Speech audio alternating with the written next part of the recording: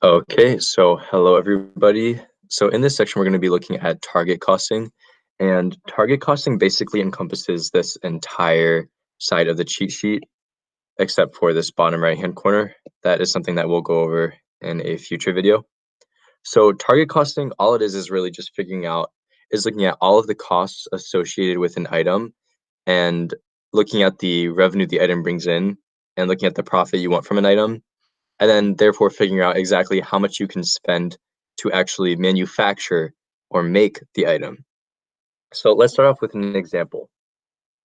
Let's say that you are an FME team and that you make bracelets. So let's say that the price of your bracelets is just $10. Now let's say that you want a profit of $2. And then let's say it's going to cost you $3 to ship them. So shipping is $3. So we have a price, a profit, and a shipping that we expect. So what would you say if I were to ask you, okay, if you can go to Walmart and buy the materials for this bracelet, how much can you spend on each bracelet? So the answer would be based off the price of $10. If we know we want a profit of $2, then we know that we can only spend $8 making it. However, because we're spending $3 on shipping, we know that we can only spend $5 making the bracelets. So we can only spend $5 on actual manufacturing costs. So this $5 is our target manufacturing cost. So the process of target costing is basically just this, but with a little more to it as shown in this chart. So in this example, well, in pretty much every target costing example, there's going to be this one assumption. The assumption is that you are a company that actually manufactures items, but that you don't sell it to customers themselves. Usually in these problems, you give it to a retailer and they sell it for you. So in this case, let's say that our retailer is Walmart. So we always want to, again, start from the top. So we want to start with Walmart's price. It says the retail price to customers is $150 per item. And by the way, these are in per item, per unit, not totals. So the retail price to customers is $150.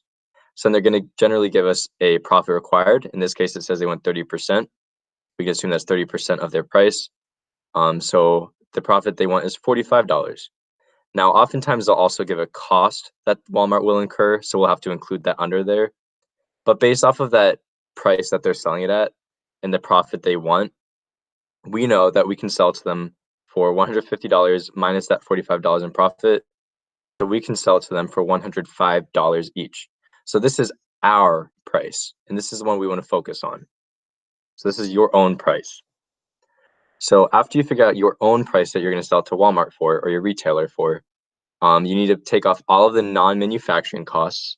So generally, they'll give you these. So most of the time, they'll give you design, which they'll generally give it in like a total design cost, and you'll have to divide it by per unit. So take off $5. They said freight was $5, and they'll give these costs, and a lot of times they'll give them in percents. So one thing to note is that this is kind of where it gets tricky because students have trouble figuring out exactly which price to multiply these percents by, because if it tells you like a marketing administrative cost is 20%, then that's implying 20% of revenue or of price. So the question is, which price do you take that 20% of? So a good rule of thumb is that if it's under your price, so these are all listed under your own price, you should take the percents of your own price. So 20 times 105 gives 21. 1% of 105 gives 1.05%, and so on. But in this example, as you can see here, it says warranty is 3%, but in this example, we multiplied it times 150, which is the retailer price. So this is telling you that this cost was most likely supposed to be incurred by the retailer. So, which makes sense. If people return items, then Walmart is going to lose the money that they made. So they would lose 3% of their 150. But in this example, it probably said somewhere that Walmart is expecting us to pay for warranty. And so that's why it falls under us. So again, if there's a cost that should be under the retailer's price, but they tell us that we're going to pay for it anyway, we have to still multiply it times their price. and warranties is generally of the retailer's price because the retailer has to reimburse the customers whenever they return an item. So again, you have the retail price, take off their profit to find your price, and you want to take off all of your non-manufacturing costs. Next, you want to take off your own profit. So what profit are you expecting? In this example, it probably said that they had a target profit of 10%, 7% of their price. So you're just going to take 7% of 105 to find the target manufacturing cost of $61.10. So this $61.10 means that this is the maximum amount that you're allowed to spend on direct materials, direct labor, and overhead to actually produce these units. Because if you spend any more, you're going to start eating away at your profit. And if you spend even more than that, you're going to start being in the negatives profit-wise. So that's the first part of these questions. And I would say the hardest part. The second part is that they're probably going to ask you, what is the actual manufacturing cost? So again, you have your target manufacturing cost, which is how much you want to spend. So what is the actual amount you're spending on these items? And remember that golden equation I told you guys for the first exam, actual manufacturing cost is just your DL, direct labor, plus direct materials, plus your manufacturing overhead. So once you find those, you're going to want to compare. So if they say your actual cost is $70, 70 is greater than your target, so you have a problem. That's bad. So you need a lower cost somewhere. However, if they say that your actual manufacturing cost is $50, that's kind of good because it means you're spending less. However, if you're giving yourself $61.1 to make this, then the actual amount should reflect the target cost. So we might want to increase cost somewhere to make our product a higher quality. And we'll get into that because that's a whole problem in and of itself. Where do we decrease costs or where do we increase costs in order to make our actual manufacturing cost equal the target manufacturing cost? And that deals with this section over here, but we're going to get into that in just 1 second. So before we discuss that, we're going to look at this. So oftentimes the question will ask you, what is the amount contributed to cover marketing and administrative costs, or just marketing administration? So all this is basically saying is, based off of the revenue that we get from these units, how much, after all the other costs are taken out, how much of that revenue is going to go as a margin towards the corporate office? So how much is the corporation going to be able to spend on its own employees and on their executives and on overhead for the administrative office and on profit? So all you have to do is first just list out your selling price real quick. And then again, that's your selling price, not your retailer's. And you want to find your revenue per year. So just units times your selling price. So all of these are in totals. So after you find your revenue per year, you want to subtract your manufacturing costs. So you're just going to take your target manufacturing cost, which we found above, multiply times the units per year to get that. And you want to take off all your non-manufacturing costs. So these are just going to be dragged right from the list above, the chart above, and you're just going to take those off of your revenue per year. But one thing to note is that you want to exclude marketing administration and you want to exclude target profit, since that's what we're trying to figure out how much we can spend towards those. So again, you're going to want to find your total revenue,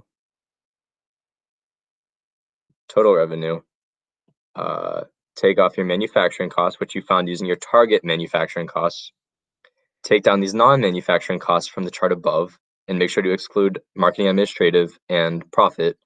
And then that will tell you your contribution margin to marketing and administration. Perfect. So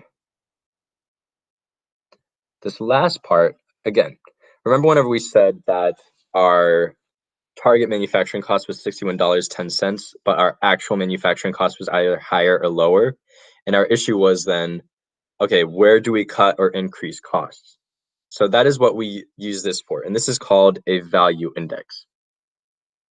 So all we're trying to find here is the relationship of each part of your whatever you're making, and we're trying to figure out if the cost of each part is around the same as the value of each part that each part gives.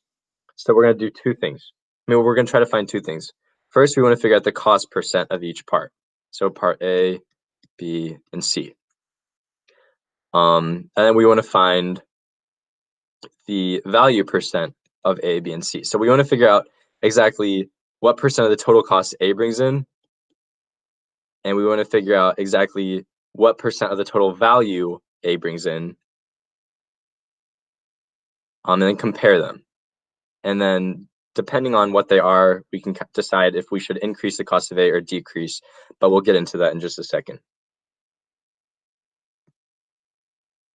So I'm actually going to start in the middle of this chart because figuring out the percent cost of each part is relatively easier than the value. So they're going to give you this information right here. So we have part A, B, and C, and we have their costs. Part A is $12, B is $20, C is $15. Therefore, we can figure out that the total cost of what we're making is $47. So now all we have to do to figure out the total cost percent each part contributes to the total product is just take the cost of each part divided by the total cost. So part A is $12, the total cost is $47. So we know that 12 divided by 47 equals 25.5% of the total cost of the product. And we're going to do the same for part B and for part C.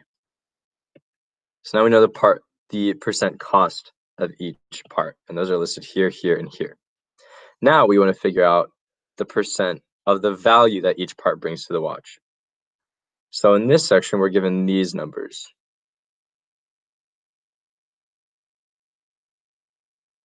So before we really jump into this, first of all, let me say that whereas before we looked at dollars, so each dollar accounted towards the total cost percent, what we're going to be looking at now is using just using points.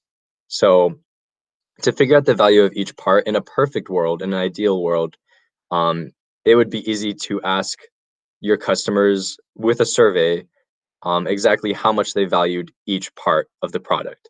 So you could ask them from 1 to 10, how much do you value part A? From 1 to 10, how much do you value part B? And from 1 to 10, how much do you value part C? And they would give you these scores.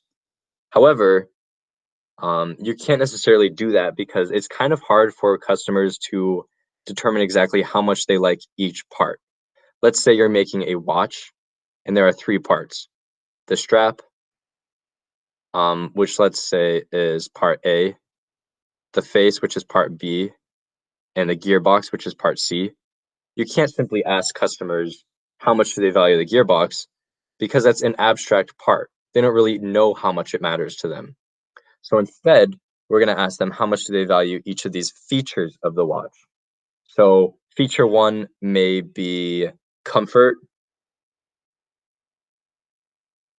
Feature 2 may be design. And feature 3 may be accuracy of the watch. So these are features, these are components that people actually do have a conceptual understanding of how much they care about. So people can tell you very upfront how much they care about the comfort, the design, and the accuracy of a watch. So we're going to ask them to rank those features from 1 to 10. So in this example, they gave feature 1 a 9. Sorry. They gave feature 1 a 9, feature 2 a 7, and feature 3 a 6. So I'm just going to clear this actually because it's getting too messy.